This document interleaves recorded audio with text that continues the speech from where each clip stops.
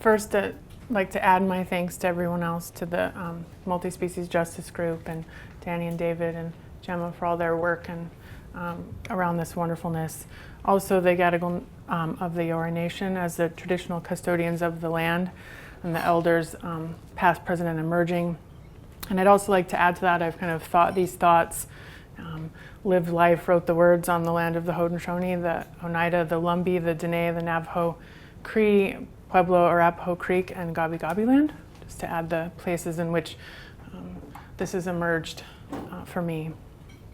So first off, it was really difficult to decide what to speak about today, and in part because this is such a privileged gathering of people, of which we're speaking to people who are on the page we are.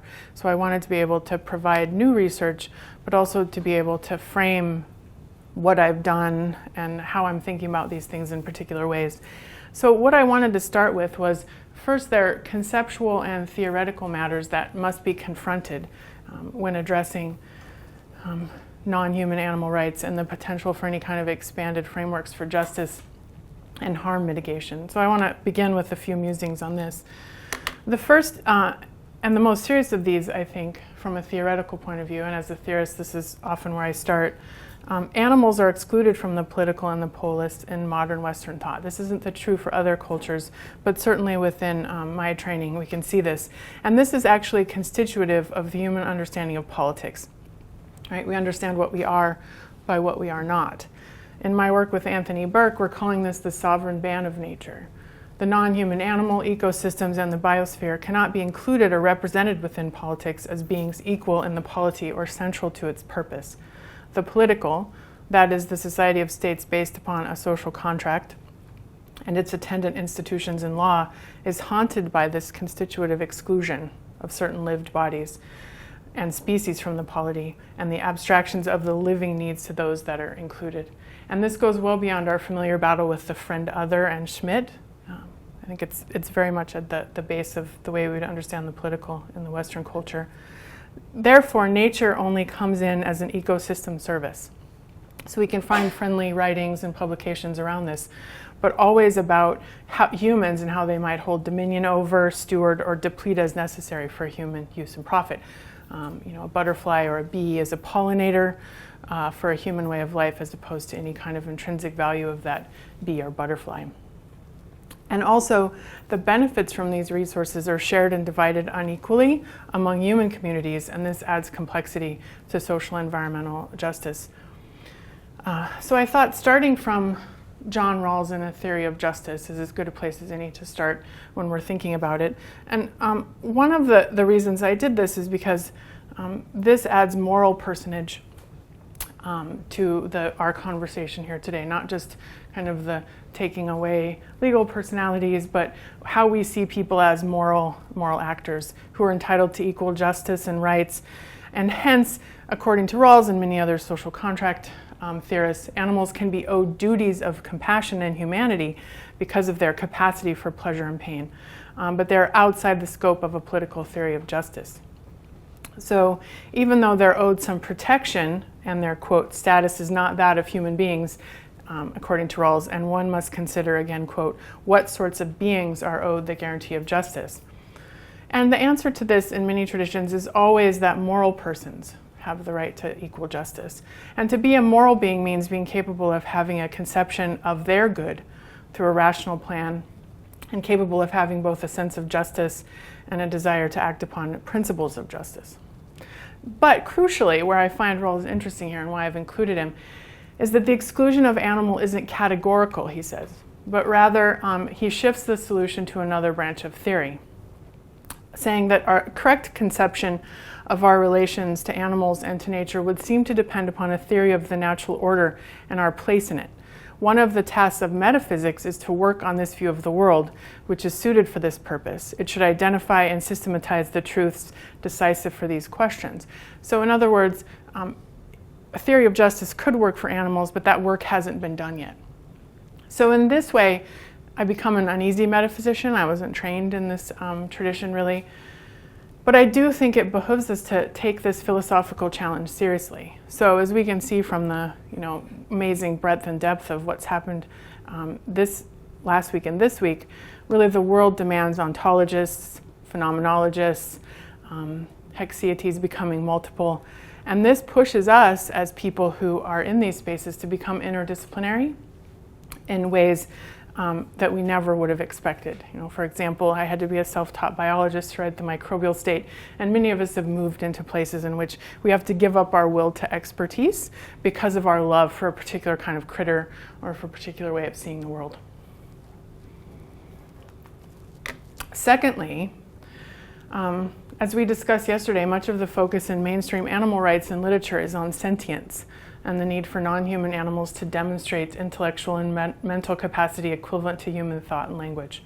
Therefore, the incommensurability of other animals' minds, languages, and social structures is crucial to address in all of these theories of justice, as well as our own inability to communicate among our own human communities. I always think of Wittgenstein saying that the human, we can see the steam that rises above the pot, right? And that's in our language games and such. And we have a double problem then of never being able to come to speak the language, at least that we know of now, of other non-human animals.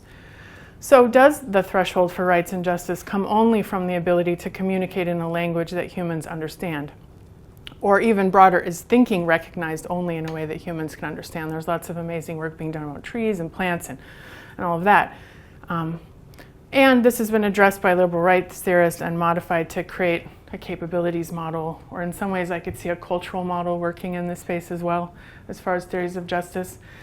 But again, this has limited utility for those who may be more interested in a wider inclusion for non-human animals and ecologies, the kind of opening the door, the cracking the door conversation we had earlier. What critters might we let? We come back to then the same argument again. Well, then we have to decide on sentience or language or some other way to see who that door gets opened and closed for. And in the terms of, say, the sea and other things we've been talking about, the unseen critters, in that case, they would remain invisible. And we would have no way to make them visible at all. And I think important here, one of the queries we can think about is how can concepts and systems imagined for and sustained for humans be extended to non-human animals? And even more pointedly, Rawls says right in A Theory of Justice, animals and nature bear the very limits of a theory of justice. So we're working at a liminal in both our conceptual ideas of the world as well as the way in which we could communicate needs and desires back and forth between various communities. And I want to put this more positively as well, which is, I think, important. One of the beautiful things about the world is the mystery of other minds, right? Would we want the world to be perspicuous to us, right? When William James says the world is a booming, buzzing confusion around us, some of us like that, right? We might not want that to be different. We might not want everything to be categorized. And this is one of the problems of kind of the scientific will to knowledge, is maybe we want things to be left. As Jean-Christophe Bailly writes, the strangeness of animals ought to be considered on its own terms, not as a backdrop to the supremacy of humankind, but rather as a different posture, a different impetus, and quite simply, a different modality of being. And this brings up, again, methodological and epistemological problems, which we can talk about in question time, which I'm always trying to work through. That's both a joy and a conundrum for trying to translate.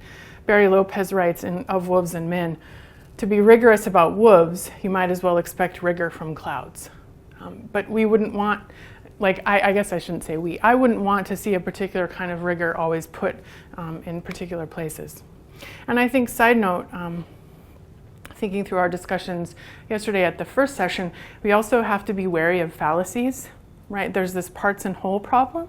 So we've got the fallacy of composition and the fallacy of division. We can't tell everything about the parts to the whole, nor can we tell everything about the whole to the parts. We also have the outgroup homogeneity problem, right? We always see ourselves as something multiple, but everyone else would be the same within that group. So that's more methodological. And I don't want to spend any more time on this because those joining us here today have really thought and published on this more widely, but I think it's good to bring up. In part because one of the ways that the answers to this comes close to hand in international relations, and I think more broadly in political theory, the space in which I work, and not to create straw men and try to burn in effigy that which our disciplines hand us, because we are disciplines as well. One of the ways this is answered is we collapse that originary exclusion between the human and the animal and we collapse that dichotomy, right? Which seems like an easy move, but we can see from Ravi's presentation, it's not so easy, right? When that hits the ground, when the rubber hits the road, if we recognize ourselves as an animal among equals, it's not necessarily a negative thing, but if you look at it as a race and gendered critique, it becomes problematic, right? Black folks and people of color have suffered through animalization and horrific treatment at the hands of those who compare and treat them like the animals they also abuse, oppress, torture, and kill. And this came up quite productively last time.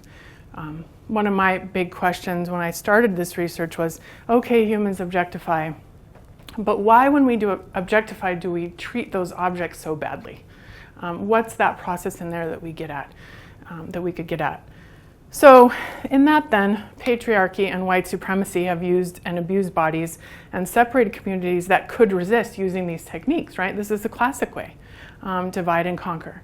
And so you would have particular kinds of solidarities that would be specifically targeted. And one of those, I think, is about non-human animal and human animal solidarity. Because colonial policy subdued, controlled, and killed animals, right, and took over wilderness as it did the peoples and cultures, right? We think about Africa as the animal continent, with the colonials civilizing the animals and those they colonized. Violence against dogs and dingoes with Bird Rose's work is a precursor to violence against humans, a warning. And in the United States, the bison and the wolf were decimated along with indigenous human populations. And also many disturbing images of wolves being killed and treated in the same way as lynched bodies in the South, as a warning to particular communities in those areas. So, but then if we focus and shift that to recognizing these hierarchies, we have another problem. It doesn't get easy on that end either, because basing institutions and essentialized understandings of humans qua non-humans has created many ways of thinking about natural and essential understandings of humans and animals. So, and this places this idea that we differ, those that differ morphologically from white Europeans are less and closer to animals. So it's been mobilized to support colonization, slavery, and other forms of terror and oppression. And also, Colin Dayan in The Law is a White Dog brings up the very important point that these biological taxonomies have long been used to argue for affinities between those humans that we enslave and the non-human animals themselves. So this legal non-status of animals is used to create rules and punish slaves. The treatment of animals as chattel is a way to understand human cruelty both to animals and to other humans. Quote from Dayan's book, "They, animals, are used as examples when humans most need to categorize, dominate, justify slavery, genocide, and incarceration." So my point there is, if we learn something about these triggers between human and non-human communities, we can also learn about the way in which they work across intraspecies and across species. And also, as an American theologian, James Cone asserts, the logic that led to segregation and slavery in the Americas, colonization and apartheid in Africa, and the rule of white supremacy throughout the world is the same as the one that leads to the exploitation of animals and the ravaging of nature. So and I wanted to spend a little time on this, and I think I'm glad I did, because it brings a lot of other things to our discussion this afternoon, that these complex histories of oppression make solidarity across human communities uneven, and finding commonalities across species lines can feel like a Herculean task, but one that's important, but one that has to be considered with the attention that it deserves from these different histories, which may remain unseen to white folks, but are very important to communities of color and black folks in America. So we need to really keep these tensions at the forefront of our environmental justice battles. And in part because we know social justice and environmental justice are inextricably linked, as well as communities of color have long known that there are parallels between racialized bodies, toxic waste landfills, dangerous workspaces, and resource extraction. One of the interesting debates in American environmentalism that you wouldn't think would be a debate is that, Black communities are often placed near toxic landfills. Most everything is near a Superfund site, and this seems to still be a debate at some level in a particular literature, whereas if you go to the communities themselves, they're quite aware. So all said, and all told, the ecological movement and Black freedom movements and other freedom movements must critique racism and know that they're fighting the same enemy at some level, human beings' domination of one another and nature.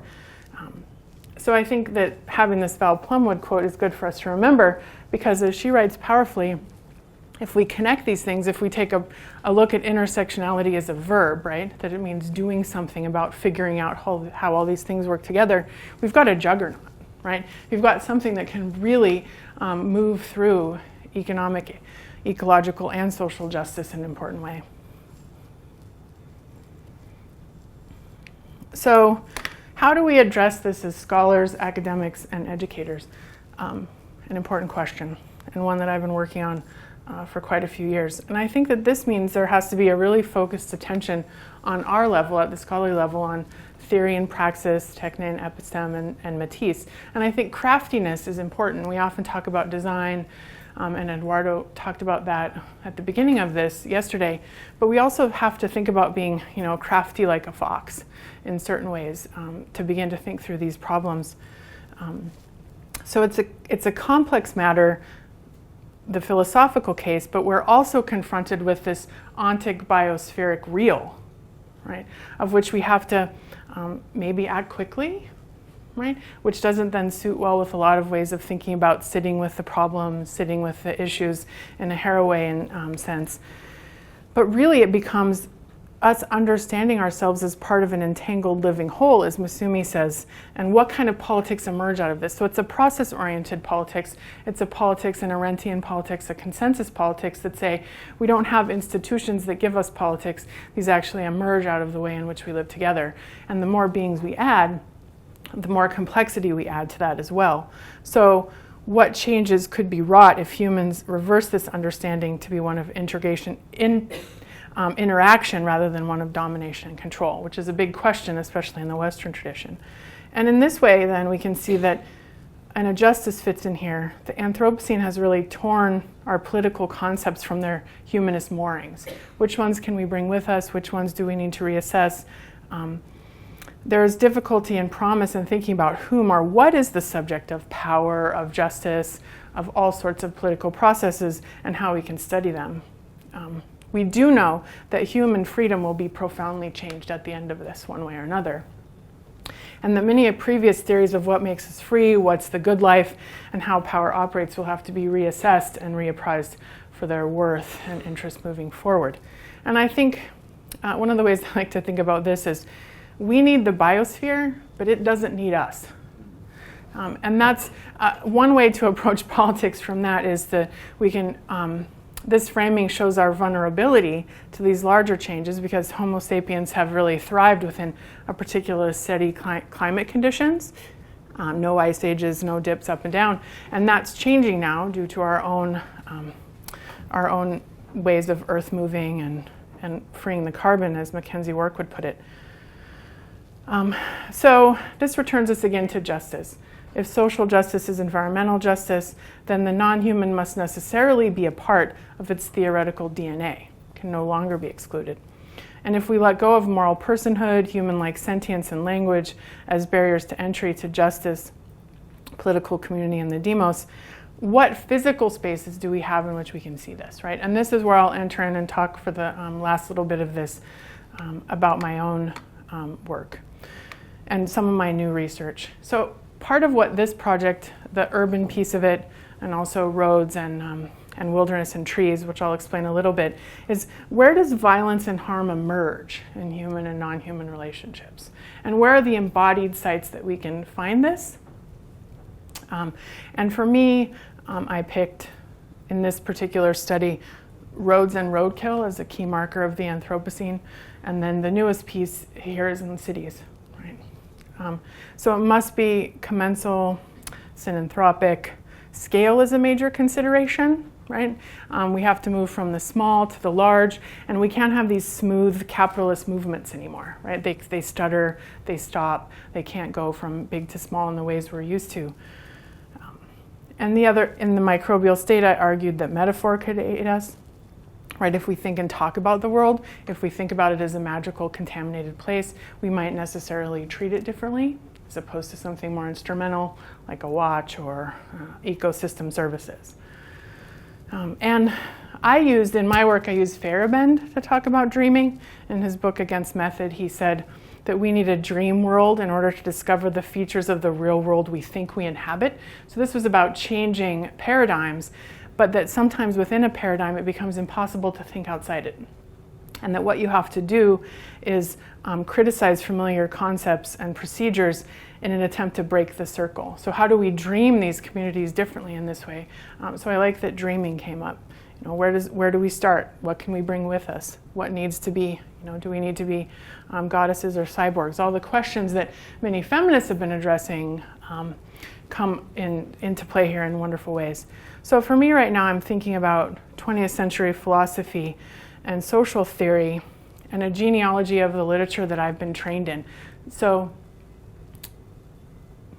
it's trying to say this is relatively new, but I am trained within a space that doesn't need to reinvent the wheel of many other cultures, many other ways of thinking that already think about animals differently.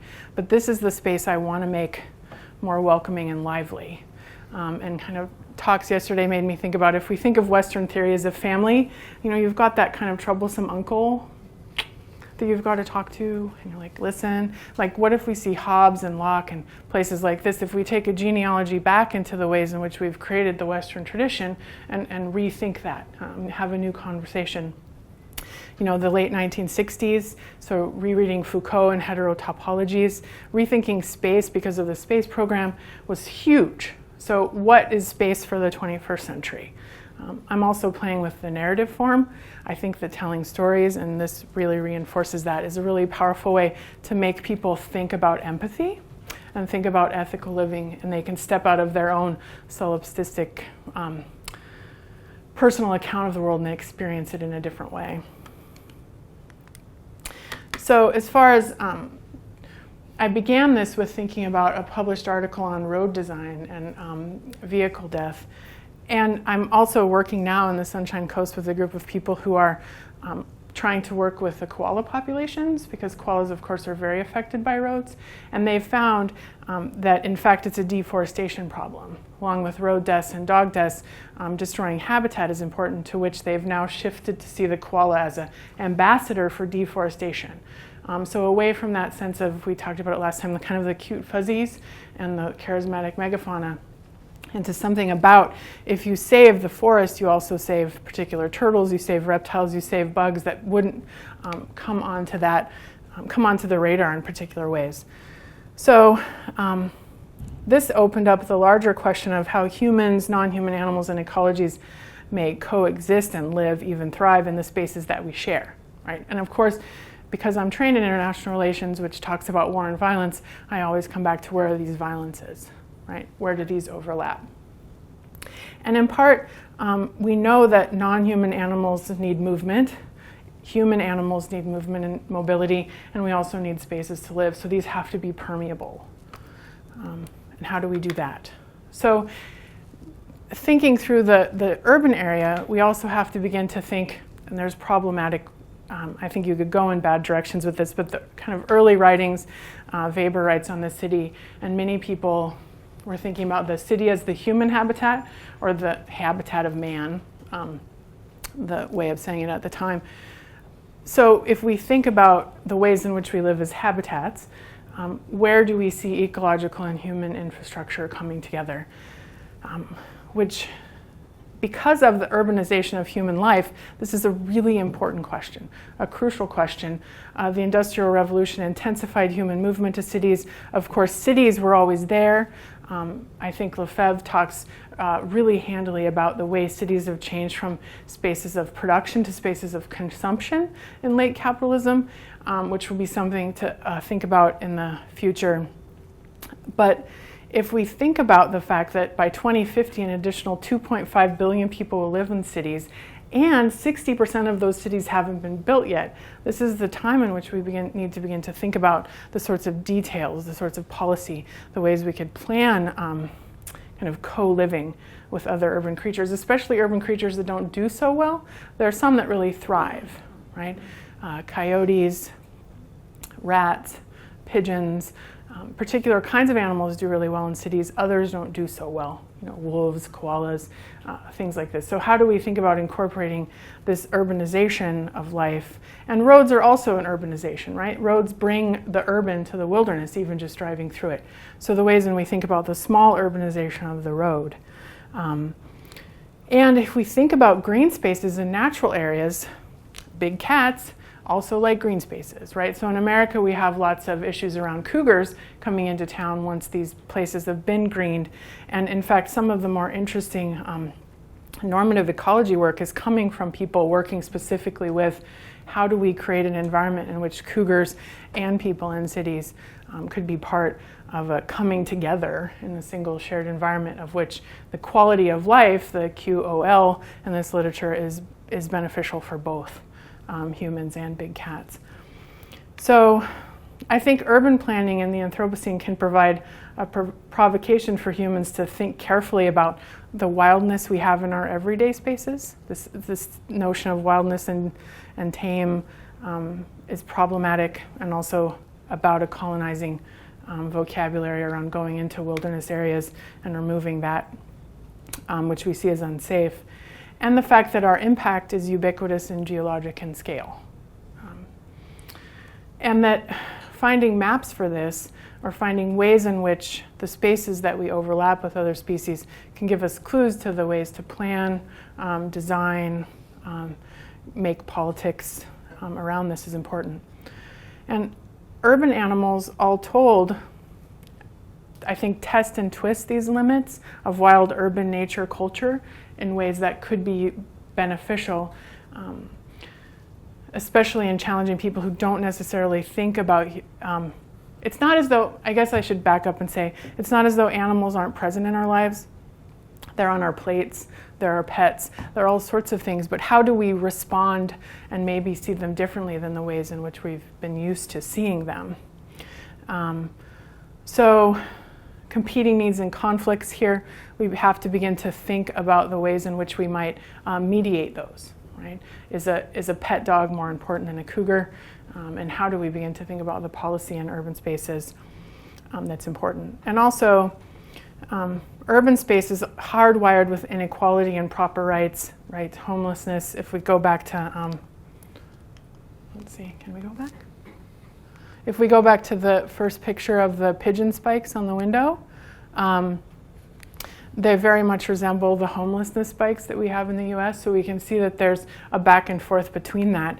But also, in its very susceptibility by coding and overcoding, right, in the urban area, can lend to its transformational possibilities and transgressive shifts, right? David Harvey writes, "The city is manifestly a complicated thing, and this may be due to its inherent complexity, but he muses that it may be more about our inability to have a framework for it." So maybe moving into these new times and increased urbanization, we should think more about that. Maybe less Cartesian, territorial Westphalian, and more networks, nodes, overlapping, super-territorial space of hybridity and assemblage. So to wrap up, I think it's my contention that these kind of hybrid systems that we can see along roads and in urban areas, in the human body through our microbes, it's a better way to create and sustain justice in the 21st century. And also a way to look at the relational view of human and non-human life productively. In writing The City Spatially, Edward Soja looks back to an observation by Lefebvre: the city is the outcome of a cynicism. If a city is a joining together, a synanthropia, according to Preston Schreck, then recognizing the non-human is not just an afterthought, but rather a necessity to make sense of the complexity of the political and societal change in the Anthropocene. Thank you.